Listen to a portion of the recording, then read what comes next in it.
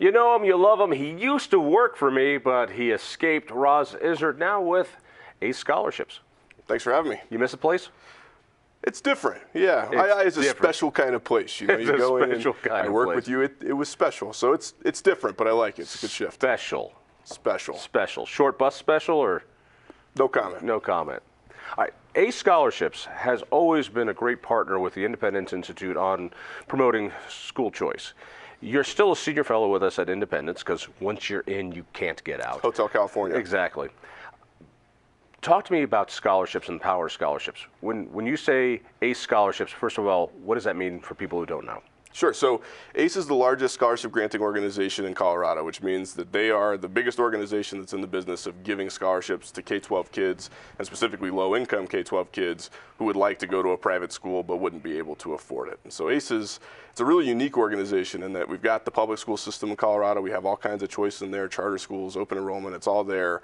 But you still have these kids who aren't getting what they need in the schools where they are. Sometimes it's academically, sometimes it's safety, sometimes it's a specific program or a value system, any of that stuff. But they can't afford to go to the private school down the street. And so ACE comes in, they take private philanthropic money, they turn that into scholarships for these kids, and they send them off to the schools of their choice and then watch them just sort of blow up into these success stories. It's actually a pretty amazing organization. Private philanthropic donations. All right, so basically, it's not like one rich guy who or one foundation. It's not, but it's hundreds of people who give money to ACE and to other scholarship organizations. Yeah, I mean, it's a really big base of people who are interested in making sure that kids are getting what they need. So yeah, it's a pretty deep pool. The other part of this is some states offer an incentive for people to give money to places like ACE, not just ACE, but others. Colorado's not one of them. That's true. Who is? So there are 18 states that are doing that now, and the program that you're talking about is a scholarship tax credit program. So the big issue in these things is that you can bring in a lot of money and provide scholarships for a lot of kids, and ACE has done that. So they've got almost 5,000 kids on scholarships across 6 states this year, and since they started, about 23,000 scholarships out there, $50 million worth, which is a lot of educational progress. But they don't have enough to make sure that every kid who wants a scholarship can get one. And so you have these areas where you have kids coming to you and you've got generous donors who are supporting it, but you may have to turn them away because you don't have enough. And so these incentive programs come in, and what they say is basically if you were to give to a scholarship granting organization like ACE or Seeds of Hope here in Colorado, or you can pick any one of the dozens across the country, you would get a tax credit for the donation. So right now you get a tax deduction, and that's kind of nice. It's a little bit of a break, but a credit is a really big incentive to say, hey, if you want to support this thing, here's a chance to do it. But you're taking money away that would have gone to public school kids. That's the argument. So if you do a scholarship program like this, you're hurting government schools. Not really. So this is the beautiful thing about scholarship tax credit programs. There's no public money in there, right? So at no point is their money going through the government where they are laying this out in the form of like a voucher or an education savings account. Instead, you're talking about private individuals who are voluntarily giving to private nonprofits to produce scholarships for kids. So folks make the argument that yes, you're reducing revenue for the state because it's a tax credit, but on the back end, what they don't tell you is that at the same time, the public schools that the kids are leaving most of the time are now not having to pay for that kid to go to a public school, which means you've got a little bit of a revenue pinch, but on the back end of that, you have an expenditure reduction. And if you design these policies right, you can actually wind up saving money for the state, which is kind of crazy. It blows people's minds sometimes, but it's the truth. And that's what these states have done, including, what was the last state? Is it Illinois? Illinois. And I think that's the very first one that's gone through an entirely Democratic legislature. I mean, it was something that, for the most part, you've got 18 states out there. They've been around since 1997. Arizona was the first. This isn't new. It's not really sexy. These programs have been around for a while. But Illinois was the first time that you saw Democrats really get on board and push this through, which is a really, really interesting sort of shift in political tide. Right. So this is not left or right. This is kids versus the bureaucracy. I think that's right, or even more so. I mean, it's just about kids getting what they need. I mean, some of them are perfectly happy in public schools. That's great. Others need something different. You and I have talked about this a lot, and that when we talk about choice, there all of a sudden becomes this policy fight that happens, and it's all about results. Who's got the best results? What does the last study say? How are kids doing that go through a private school? What about the voucher schools? How are they doing? How do we measure whether a school's doing well or not? Depends on the family. That's a great question. So you look at this stuff and you look at why people choose, and ACE actually sits down and looks at this every single year. And sometimes it's for academics, right? That's a big part of it. People want to know how their kids do on tests, how they do on the SAT. All of that kind of stuff matters. But you have other families who are looking at different metrics. They want their kid to have access to a specific program, like I said earlier. They want them to be in a safer environment, or they want them to be over here instead of over here geographically. So when it comes to measuring success, you have these objective metrics, and those are important. You got to keep them. But you also have to remember families look at this in a different way. And ACE really tracks this stuff in a way that's, yeah, you have test scores and graduation rates, and they have a grad rate of over 90%, which is awesome. But then they also sit down and look at, if those kids hadn't gotten a scholarship, if they had stayed where they were that wasn't working, if they had dropped out, what's the cost of that? And when they ran this study, the cost that they came up with was $215 billion across the 6 states that they work in, just as a result of people dropping out of high school over the course of their lives. Step back a little bit, though. There's an ideological fight to be had here, in that we keep trying to justify educational choice is good. Here are the academic statistics. And like any other statistics, people pull them apart, people add to them, they subtract to them, as if to say, if we pull this kid out of public school that the parents don't like and put him to that school over here, which the parents do like, it only matters if she does well academically. It seems as though that is the one standard that we keep having this argument about. You for years have been saying that's not the only factor.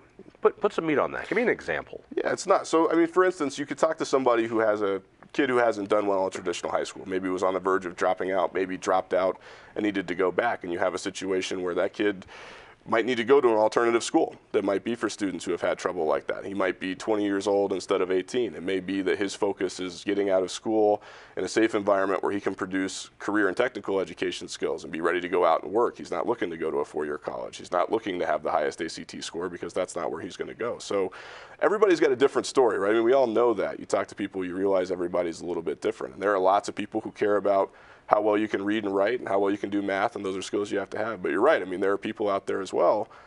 They have higher priorities than that, and that's fine. In every part of being a parent, you make these decisions, and it's not based on one factor.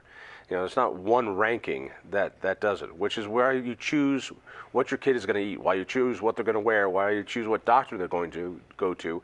And it seems as though when it comes to choice, we don't factor that in as the main ingredient. The main ingredient is not that your kid is going to be part of the school that scores well. It's that this is a choice that works better for your family. I could see somebody who's intimidated in a traditional government-run school, feels threatened.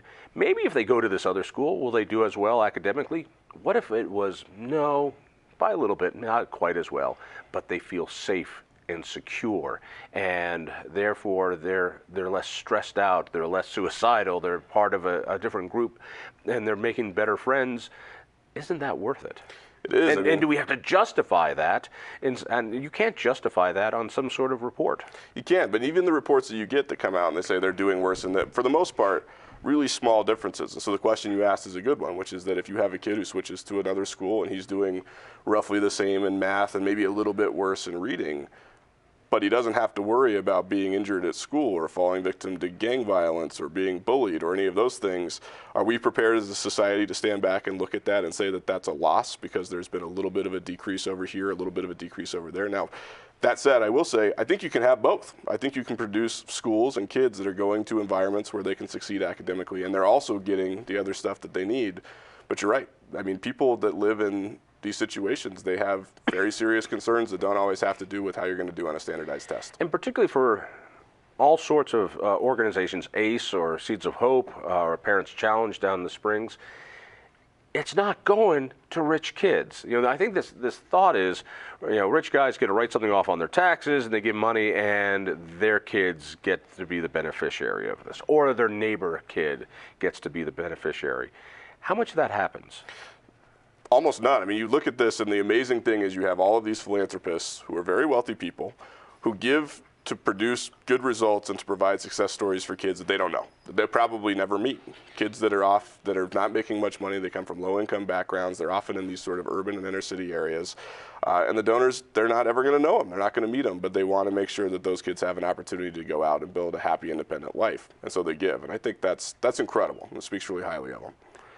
What happens if the money doesn't come back? So we got enough money for Timmy to go, K through 5, and the donor's just not interested anymore. Then the state has to absorb that person, and there's a huge loss. So you're built on a fuzzy foundation.